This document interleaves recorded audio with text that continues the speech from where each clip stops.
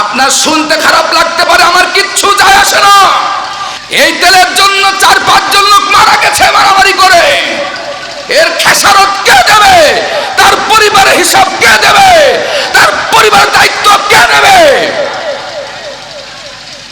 যারা সারাদিন 1 ট্যাঙ্কি করে তেল লাগে কোম্পানির চাকরি করে, যদি আমার একজন সেদিন কমেন্টে লিখছিলাম, আমি লাইভ দিচ্ছিলাম, বলছে হুজুর সকাল 6টায় তেলের জন্য দাঁড়িয়েছি, এখন রাত 8টা বাজে এখনো তেল পাই নাই। এই লোকটা চাকরি করবে কখন?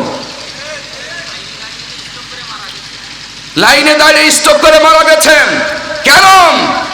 আপনার আর্মি কি করে? আপনার পুলিশ কি করে? আপনার বিজিবি কি করে? আপনার এই সমস্ত র্যাব বাহিনী কি করে? এদেরকে প্রত্যেকটা পাম্পে বলে দেন 24 ঘন্টা তেল দিতে হবে, তা না হলে আজীবনের জন্য লাইসেন্স বন্ধ করে দেওয়া হবে। দেখি তেল দেয় কিনা দেয়। দেবে না? দেবে না? এই কঠিন পদক্ষেপ আজ পর্যন্ত আমরা নিতে পারলাম না। রাগ করছেন মনে হয়। আইনুদ্দিন আজাদ ভাই বলেছিল, ও দেশের ভাই রে বল না কোথা যাই রে, একটু শান্তি বলো কোথায় গিয়ে পাই রে। ও দেশের ভাই রে বল না কোথা যাই রে, একটু শান্তি বলো কোথায় গিয়ে পাই রে। শান্তি পেতে হলে কোরআনের পথে আই রে, শান্তি পেতে হলে দিনের পথে আই রে। ও দেশের ভাই রে বল না কোথা যাই রে, একটু শান্তি বলো কোথায় গিয়ে পাই রে। ও দেশের ভাই রে বল না কোথা যাই রে, একটু শান্তি বলো কোথায় গিয়ে পাই রে। পাম্পে তেল নাই আমাগো বেল নাই, পাওয়ারও কায়দা নাই সবারও জায়গা নাই। পাম্পে তেল নাই আমাগো বেল নাই, সবারও কায়দা নাই বলারও জায়গা নাই। ওরে ওরে শান্তি পেতে হলে কোরআনের পথে আই রে, শান্তি পেতে হলে দিনের পথে আই রে। ঠিক কিনা বলুন? ও দেশের ভাই রে বল না কোথা যাই রে, একটু শান্তি বলো কোথায় গিয়ে পাই রে। ও দেশের ভাই রে বল না কোথা যাই রে, একটু শান্তি বলো কোথায় গিয়ে পাই রে। আইনের শাসন নাই, অস্ত্রের অভাব নাই, খুন করে ন্যাংরা বাবু রাতারাতি ছাড়া উপায়। এখানে ধর্ষণ করে মেরে ফেল দেওয়া হচ্ছে, ওখানে আরেকজনকে কুপায় মারা হচ্ছে, এখানে আরেকজনকে গাছে ঝুলে মারা হচ্ছে, ওখানে আরেকজনকে আরেক ভাই 2 ভক্তের সংঘর্ষে মারা হচ্ছে, নিজেদেরকে খাওয়ার টাকা ভাগাভাগি নিয়ে মারামারি করে মরে যাচ্ছে। এত খুন হচ্ছে, এত মারামারি হচ্ছে, নিজেরা 2 দলে টাকা ভাগাভাগি নিয়ে আধিপত্য বিস্তার করার জন্য নিজেরা গুলাগুলি করে মারামারি যাচ্ছে। অথচ সেখানে এই যে গতদিন মোসাদ্দেক আর ওই যে জুবাইরকে থানার ভিতরে, শাহবাগ থানার ভিতরে মারলো, প্রশাসন দাঁড়িয়ে আছে, মেরে তার দাঁত ভেঙে দিয়েছে, প্রশাসন নীরব ভূমিকা পালন করছে। আইনের শাসন কি হয়েছে? থানার ভিতরে মারতেছে, অতরে পুলিশ করে অ্যাকশন নিতে পারলো না। ওই মুহূর্তে স্টাফ সহদেরকে চাকরি থেকে বরখাস্ত করতে হবে। আপনার হাতে অস্ত্র তুলে দেওয়া হয়েছে, আপনাকে কি বোর শুধু চুমু খাওয়াচ্ছেন?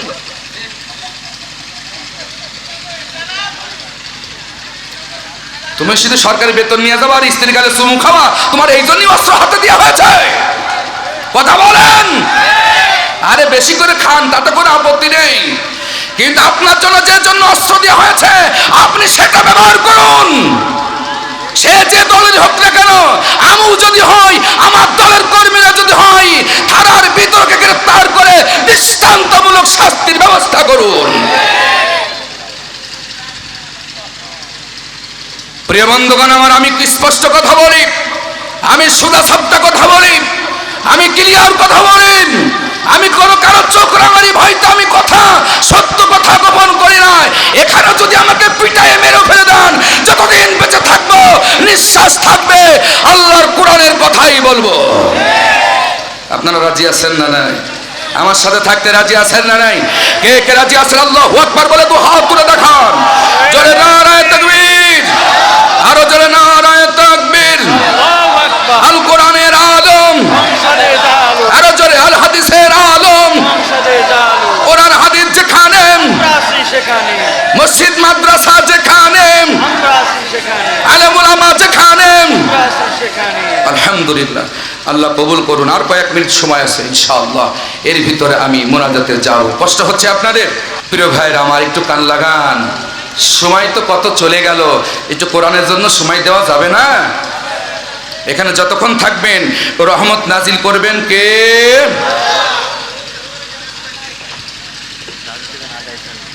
প্রিয় ভাইয়ের আমার, থানার ভিতরে যে ভাইদেরকে মারা হচ্ছে, জুলাই শহীদ, জুলাই বীরদেরকে মারা হলো, যেই জুলাইয়ের কারণে আপনি ভারত থেকে আসলেন, লন্ডন থেকে আসলেন, আর সেই জুলাইদেরকে, জুলাই মুজাহিদদেরকে থানার ভিতরে নিয়ে যে মারলো, আর আপনি একটা প্রতিবাদ করতে পারলেন না? এর চাইতে নেমোখামারি, এর চাইতে অকৃতজ্ঞতার কি হতে পারে? এর চাইতে অকৃতজ্ঞতার কি হতে পারে? যাদের কারণে আজকে আমরা উন্মুক্ত কথা বলতে পারছি। আমাদেরকে এইভাবে কথা বলতে দিত বলেন?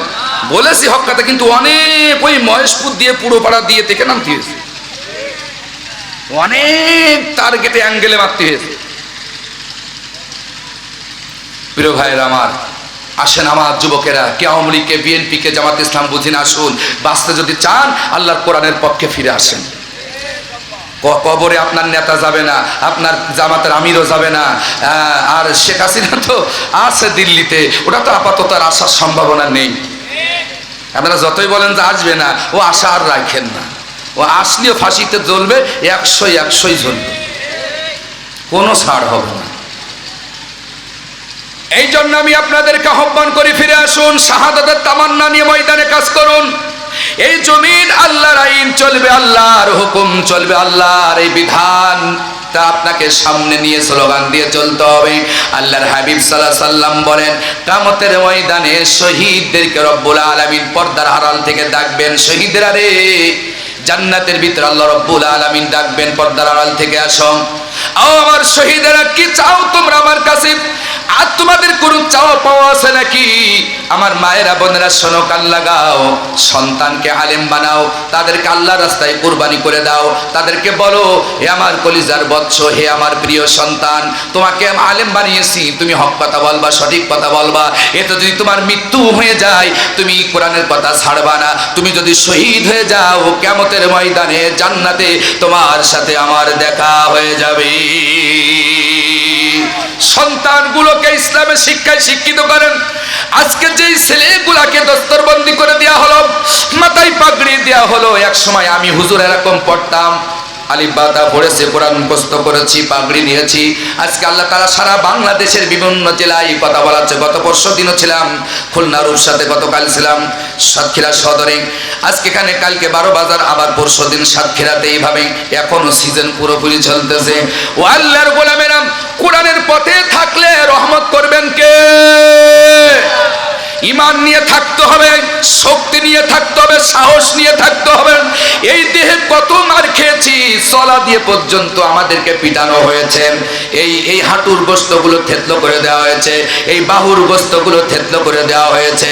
তবু যতদিন কথা বলা শিখেছি, আল্লাহর কোরআন মঞ্চে কোনোদিন গোপন করি নাই। আমার মাদ্রাসার হুজুরেরা, আমার শিক্ষকেরা, আমার ছাত্র বন্ধুরা, কান লাগাও। এই হাদিসটা বলে আলোচনা সমাপ্ত করে দিতে চাই। আল্লাহ রাব্বুল আলামিন শহীদদের আত্মাগুলা পর্দার আড়াল থেকে ডেকে বলবেন, শহীদরা রে, তোমাদের আর কোনো চাওয়া পাওয়া আছে নাকি? শহীদরা বলবে, রব্বুল আলামিন কি চাইবো? তুমি তোমার নিয়ামতের জান্নাতে আমাদেরকে ছেড়ে দিয়েছো, আমরা যেখানে ইচ্ছা সেখানে ঘুরে বেড়াই, যেখানে মন চাই আমরা সেখানে উড়ে চলে যাই, যেটা আমাদের খাইতে মন চাই সেটা আমরা খাই, আর কি চাওয়া আছে? নবী বলেন, তিনবার আল্লাহ রাব্বুল আলামিন শহীদদেরকে আহ্বান করবেন, তোমাদের কোনো চাওয়া আছে নাকি? তখন শহীদরা চিন্তা করবেন, এখন যেতে হবে আল্লাহর কাছে, কি চাইবে শোনেন। শহীদরা তখন বলবে, রব্বুল আলামিন, চাইতেই যখন বলেছো একটা চাওয়া আমাদের পূরণ করো, সেই চাওয়াটা কি শোনেন। নবীজি বলেন, শহীদরা বলবে, রব্বুল আলামিন, আবার আমাদেরকে দুনিয়ায় পাঠায়া দাও, আর একটা বার আমাদের দুনিয়ায় পাঠায়া দাও, তোমার জন্য জীবনটা আর একবার দিয়ে আসি। আরো জোরে কান সুবহানাল্লাহ। দেখেছেন শহীদদের চাওয়াটা, দেখেছেন কি মজার চাওয়া। কিন্তু আসলে কি এই চাওয়া কি আর পূরণ হবে জান্নাতে? কারণ আল্লাহতে ওয়াদা দেন নাই যে আবার পাঠানো হবে না। তখন আল্লাহ পাক বলবেন, শহীদরা রে, এটা আর হবে না, কারণ দুনিয়ায় আর পাঠানো সম্ভব না, এর সুযোগ তোমাদের চাওয়া হবে না। তবে এর চাইতে তোমাদের আরো নিয়ামত আমার কাছে আছে, ওয়ালা দাইনা মাজিদ, আমিন, যেরকম সুবহানাল্লাহ। চাওয়ার অতিরিক্ত আমি তোমাদের জন্য জান্নাতে নিয়ামত রেখে দিয়েছি, সেই জান্নাতে আমরা যেতে চাই কি চাই না? কে কে চান একটু লাস্টে আল্লাহকে হাত তুলে দেখান। একেবারে খাড়া করবেন, একেবারে হাত খাড়া করবেন। যাদের হাতে প্যারালাইসিস হয়েছে তাদের হাত তোলার দরকার নেই। যাদের হাতে প্যারালাইসিস হয়েছে মা বোনেরা আপনারা আল্লাহকে হাত তুলে দেখান যে আমরা আল্লাহ জান্নাতে যেতে চাই। মাগো আমার যুবতী বোনেরা যারা জমা, আপনাদের পেটে আমাদের জন্ম, মায়েরা বোনেরা আপনাদের পেটে আমাদের জন্ম, আপনাদের দাম অনেক, আপনাদের মর্যাদাও অনেক। খবরদার বেপরদাইনভাবে রাস্তায় নামবা না, বেপরদাইনভাবে রাস্তায় চলো না। এই 2 দিনের দুনিয়ায় কি করবা? এই তো চলে গেলাম, সেদিন জন্মগ্রহণ করলাম, এই যে দাড়ি গোপ সব পেকে গেছে, ঠিক কিনা বলেন? হাত উঁচু করেন, হাত উঁচু করেন। আল্লাহ আজকের মাহফিলকে তুমি কবুল করে দাও। আল্লাহ এই মানুষগুলোকে তুমি মাফ করে দাও। আল্লাহ এই হাতগুলো তুমি জান্নাতি হাত হিসেবে কবুল করে নাও। আল্লাহ আমাদেরকে শাহাদতের মর্যাদা দান করো। আরো জোরে বলেন আমিন, আরো জোরে বলেন আমিন।